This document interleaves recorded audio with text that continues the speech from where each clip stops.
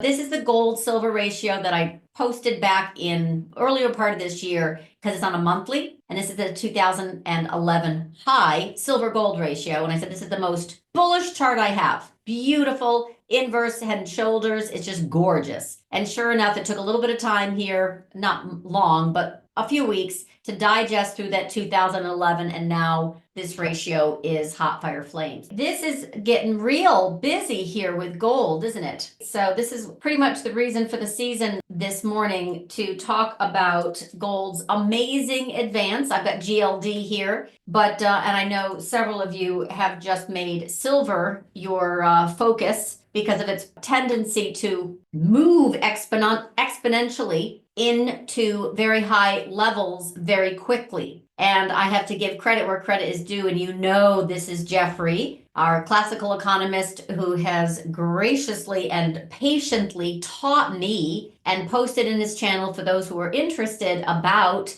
classical economics and how China was basically dumping dollars to buy gold with yuan. And this has helped very much the gold and silver trade of late. And there's also lots of macro reasons for that. But it's really critical to understand why precious metals have moved so strongly. And part of that is our quasi-fiscal deficit, stuff that is very, very much kind of old school teaching, and very few modern monetary experts have any clue. They don't live in history or understand history, but this is literally a repeat of why Nixon created or moved away from the gold standard. And this is literally why China is creating a wealth transfer with its dumping of dollars to buy yuan, so to buy gold in yuan. So there's definitely a wealth transfer going on, and this is also going to impact our bonds. So,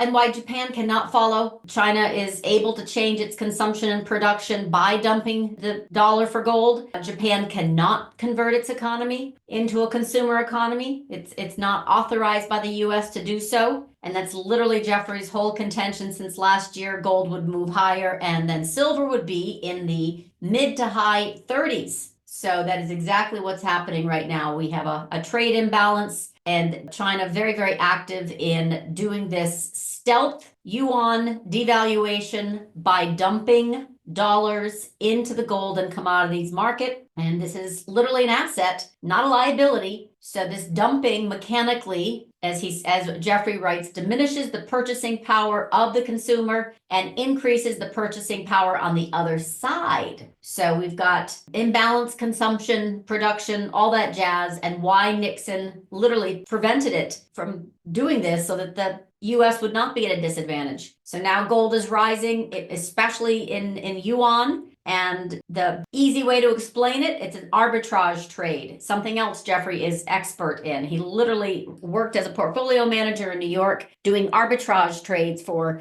I think he said 10 or 12 years. So this was his key value at the time. He said in particular gold, and Craig was on this early as well, but maybe not with the same granularity of the classics as Jeffrey, and definitely on the quasi-fiscal deficit stuff, which is very highbrow, but Jeffrey understands it. He said the arbitrage trade is really straightforward. People short the dollar. In other words, China would short the dollar, sell dollar to buy cheap gold in New York, and then sell gold, which is expensive in Shanghai, for yuan. So it is basically short dollar, long yuan trade. And it's very, very effective. It devalues the yuan against commodities, which, by the way, is good for their economy. So this is literally a wealth transfer. They're devaluing the yuan against commodities. It also goes into great detail, but you'd have to read more about it. It helps them avoid losing purchasing power versus the US. So something that Japan is suffering from terribly, basically. And it avoids all of that without raising rates. In fact, China can continue to cut rates and dump dollars in order to buy gold and commodities as a wealth transfer without doing any fiscal deficit spending. They wouldn't even have to do that. So it's a good, what Jeffrey has talked about this whole time and why he's been very bullish gold and silver. It's called an external drain. And it is exactly what Nixon outlawed with the G7 countries under his term way back when, but China is absolutely using that playbook right now. They can buy gold and yuan, and that makes all the difference. So we have spiking higher gold and silver. Dollar is also firm.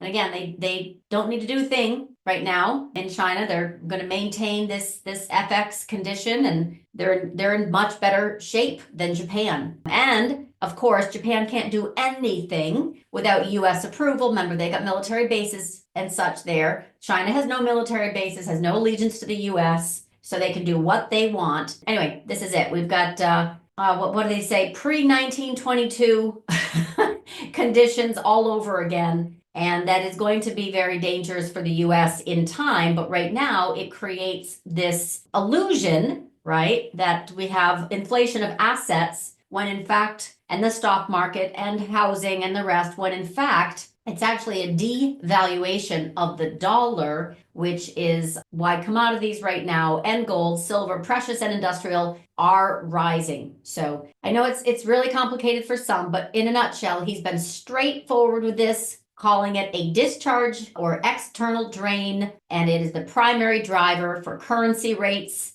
And it is the reason why China is absolutely able to do rate cuts and wealth transfer and devalue their yuan, and why we are stuck with rising deficits and interest rates and falling dollar against commodities. So those who have stayed long and strong, gold and silver, congratulations. In a nutshell, you are obviously doing really, really well. Remember, silver up mid to high 30s by year end was Jeffrey's call back in the spring. This is SLV, GLD, they're paper, gold and silver. You all know that. So basically just kind of keep that in mind. These are the options that have gotten very, very, very busy. And I know several of you, this has been your best trade in the precious metals arena, specifically silver. And it is right now spiking higher, which creates some volatility for the market. Equities. And let's go talk about that a little bit, because as pretty as this looks into and through my 30 level, approaching 31.5 level, and oh my God, it's hysterical. We hit the 3064 on Friday. Join Club to trade with Samantha.